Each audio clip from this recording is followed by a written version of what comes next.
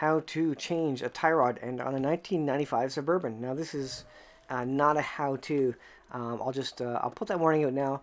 Don't do it the way I do it, although what I describe is, the easy way to do it.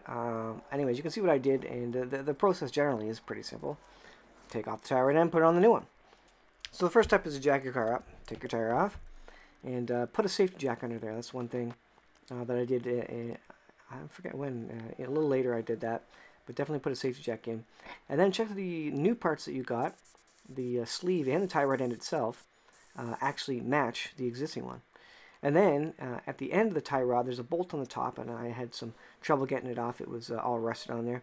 I ended up having to actually cut it off because it was just spinning. Basically, I had my impact wrench on there.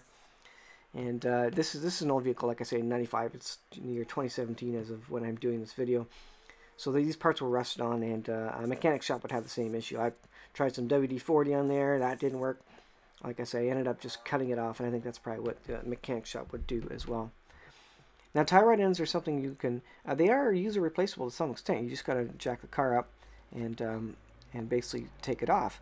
Although when you're working with old vehicles, oftentimes the nuts are going to be rusted on, or they're going to round off or something. So I finally cut the top off, as you can see it hanging there.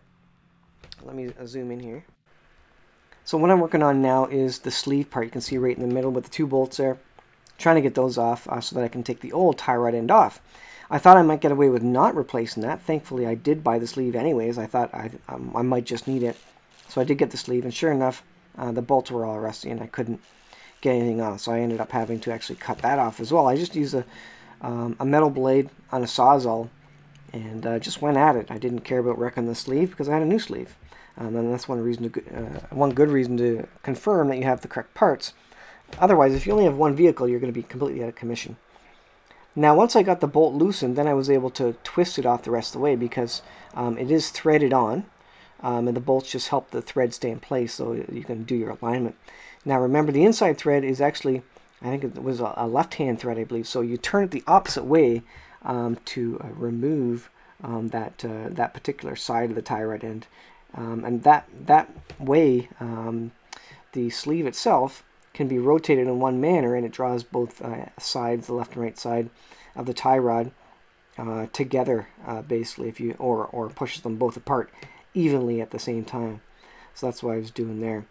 So then I got the old one off and oiled up the threads on the other piece and turned or spun on the new sleeve there. It took me a little bit doing because I didn't realize at that time that the threads were opposite, and so I was having a little trouble. I thought, oh, what's wrong with these threads? And until I figured out, oh, there's a little L on the sleeve. That must mean left-hand thread. Once I got it going, I figured it out, got it all wound on. And basically you want to get it in proximity to where the other one did exist. So you can mark that with tape or chalk or indelible marker, whatever you have. In this case, I actually forgot. I was going to use tape or something, but I was having so much trouble getting it off, I forgot to actually measure it. But I'll tell you how I went and aligned it at the end, which got it pretty close. I'm actually driving on it right now with the alignment I did.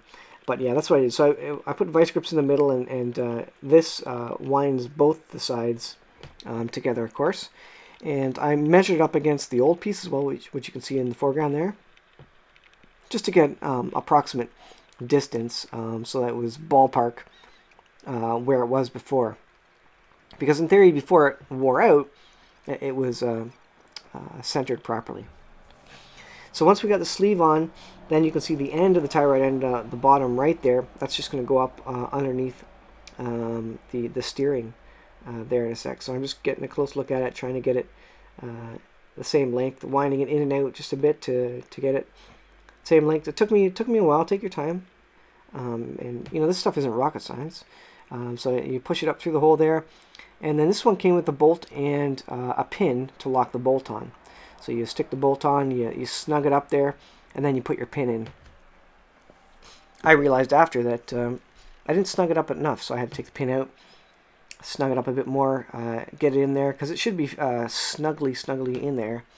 And you also want to remember that there, well, on the 95 Suburban, the GMC Suburban this is, it does have a grease nipple on the bottom that I actually had to put on as well, as in addition to also filling it up with grease, because this particular one has grease nipples on it, as do the rest of the most of the components on this truck.